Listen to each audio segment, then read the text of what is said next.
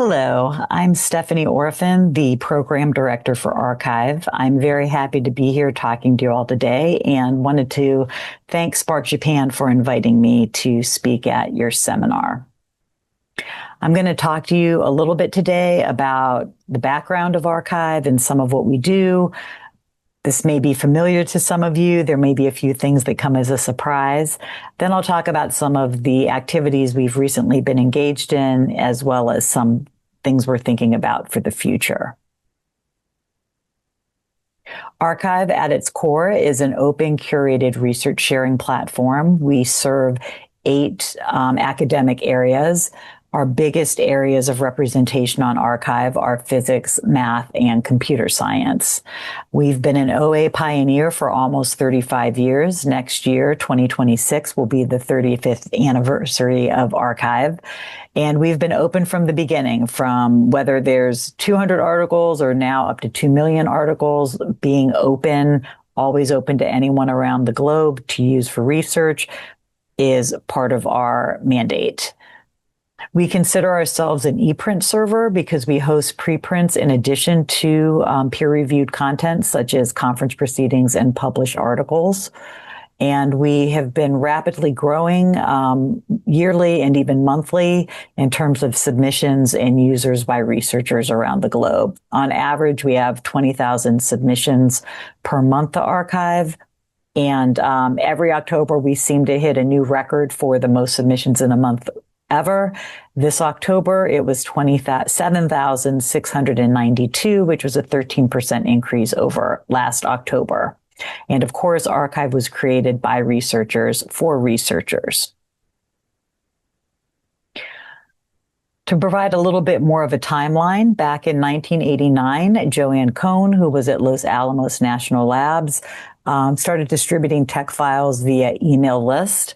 That got taken up by Paul Ginsberg in 1991, who created what we think of as arXiv at Los Alamos National Labs to be more of a automated and server-based operation.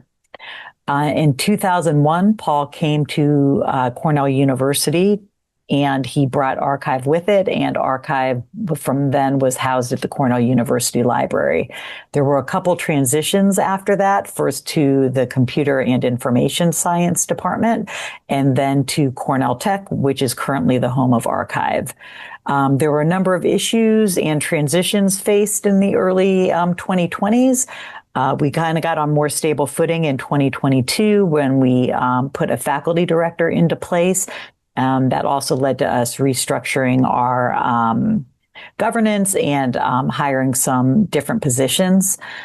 In 2023, we received some major funding from the Simons Foundation for a technology migration, and Schmidt Foundation also gave us money beginning last year to complete our cloud migration.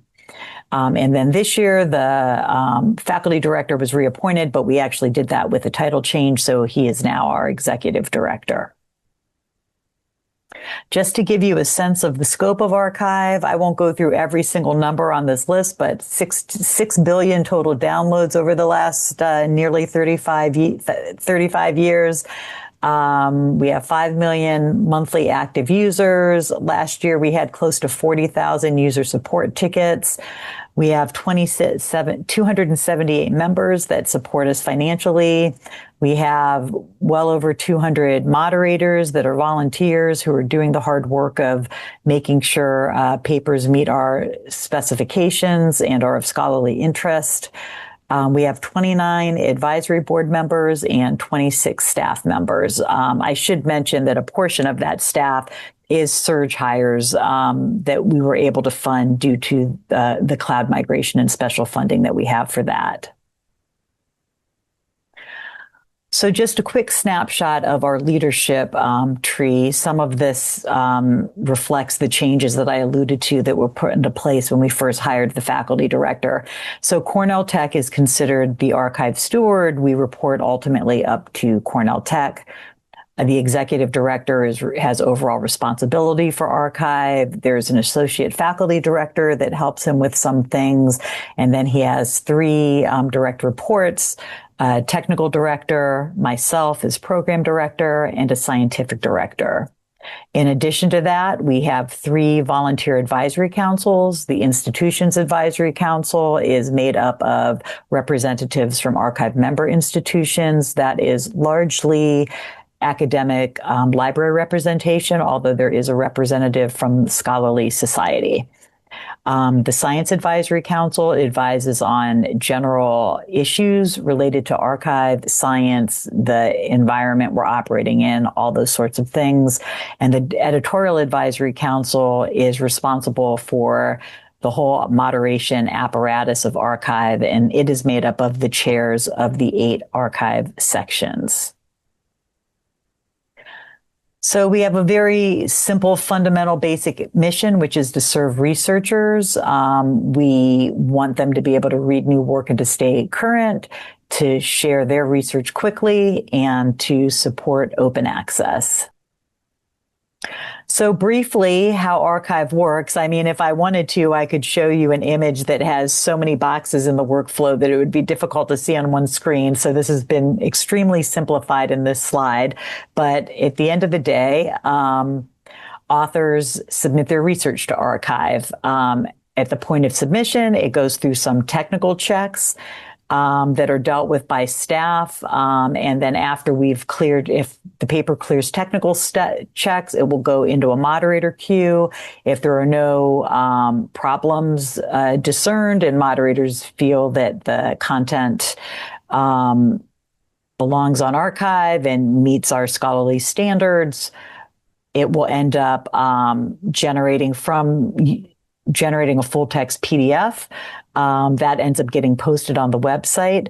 And then we end up overnight emailing listings of new papers to people who have subscribed. And so that's an access point in addition to just going through the website. And after that, researchers discover new ideas by reading arXiv content and starts the whole cycle over again with the scientific community building on that research to produce more research.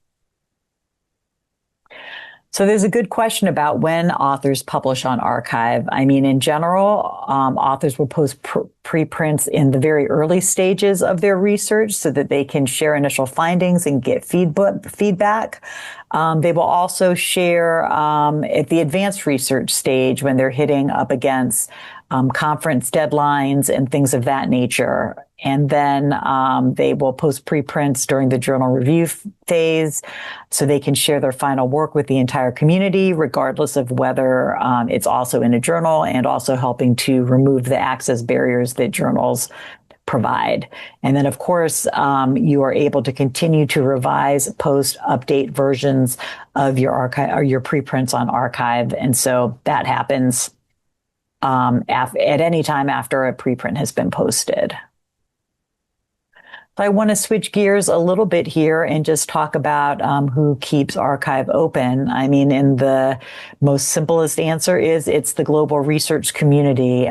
We are very grateful to the authors and readers who use arXiv, and by that use have proved the need for arXiv that convinces others to do what's necessary to keep us going. We rely quite heavily on many volunteers, from the moderators and section chairs to advisors on our 3 advisory councils and other collaborators. From a financial point of view, we have support from our members, which is primarily universities via the library, also research institutes and labs. Scholarly societies are also contributing to arXiv financially.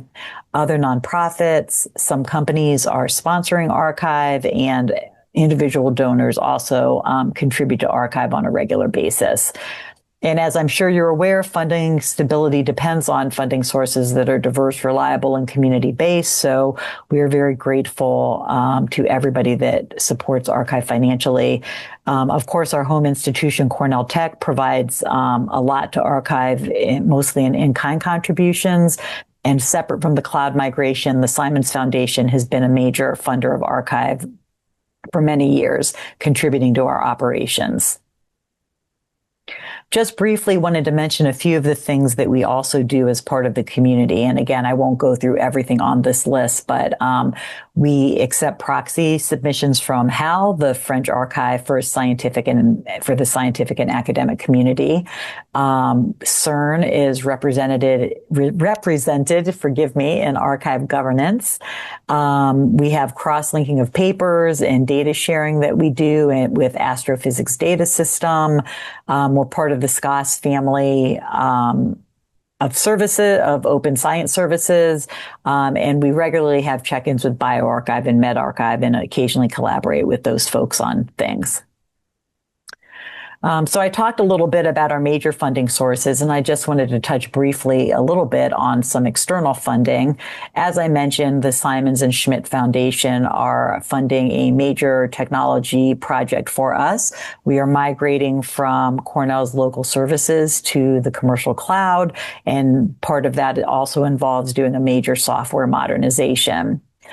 We also received in 2023, I believe, an NSF grant, National Science Foundation grant, for 5 years for researchers to look at accessibility, starting with creating HTML papers for arXiv. So actually currently we do generate and post the PDF for arXiv, but there is now a link to being able to access an HTML version of any article that was submitted in TEX Tech.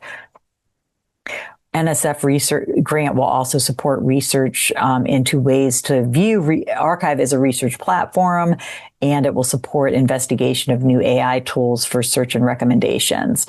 This year, we were granted a NASA grant for, I believe, 5 years. It is supporting operations, which is fantastic because that's unusual in a grant. And it's also going to support some investigation of AI tools for fair, personalized dissemination. So I wanted to talk a little bit here about scaling for growth. I mean, this is really fundamentally at the core of why we're going through our technology migration, in addition to having an awful lot of technical debt from having a system that was originally built in 1991. And while, of course, it has had changes made to it over the years, it's never had a complete overhaul. So, you know, we face a technical challenge due to exponential growth. Our legacy infrastructure is reaching its limits, had reached its limits, and it became time to re-architect and re-engineer. So we began doing that in late 2022, and took it up in earnest in 2023. Cornell IT as a host is going to be ending their support of arXiv, and so we're moving to the commercial cloud. A big piece of this project is improving tools for more rapid decision making. We're automating as much quality assurance as feasible. We're doing more to detect errors and flagging them during the submission process to reduce post-submission time, often requiring staff and moderators to catch things. We're looking to have more upfront automation for these things. And the goal really is so that humans are only spending time on QA work that we need humans to do, and any quality assurance work that a machine could do, we want to have a machine doing. So some technology migration accomplishments to date are that nearly all of our arXiv read-only services are now on the cloud. We have significantly reduced the load on the Cornell University services and are primarily have the load on the cloud. Our performance has increased significantly. We've introduced threat intelligence system to protect us from bot attacks, which are on the rise, not just for arXiv, but to anybody hosting content. We have a new version of LaTeX XML that fixes a lot of legacy issues. We've designed a new process for compiling PDF submissions, and we've migrated our existing tech compilation system to a virtual machine. So all of this has set us up very well for the next stage, and which is to move the entirety of arXiv services to the cloud by the end of calendar year 2025. So I wanted to talk a little bit about one of our biggest challenges, which is our growth in submissions. As I've kind of alluded to, this growth in submissions kind of leads to all the other challenges we have. We have human resource challenges that we face due to the growth in the submissions, as well as systematic challenges that we face due to the growth in submissions. Some of the near-term future challenges that we are facing is the growth of LLM-generated content. This is contributing significantly, especially in the last year, to the rise in submissions to arXiv. This both makes it difficult for our system and our team and our volunteer moderators to keep up with the flow, but it also makes it harder for researchers to find what they're looking for if there's too much LLM content flooding the system that is technically an okay paper, but not really adding much to science. So that's an issue that we're looking to address in various ways. We also face the issue of fraudulent authors and co-authors. Often there will be fake citation networks, endorsement of non-academic authors. All of those activities contribute then to more submissions to arXiv, and often those are low quality submissions to arXiv. So that just, gets to my last point that the standard for quality of submission has to change in a world where we're looking at predatory publishers and these other predatory activities related to the fraud I discussed above, and just people, even not in a fraudulent way, pushing through LLM content that might not be particularly interesting to people. So that's the end of my talk for today, and I hope it was useful to you. And again, thank you for your time. And if you have any questions after the session, please feel free to email me, and we'd love to hear from you. Myself and my colleagues are always happy to talk to anybody. So thank you, SPARC Japan.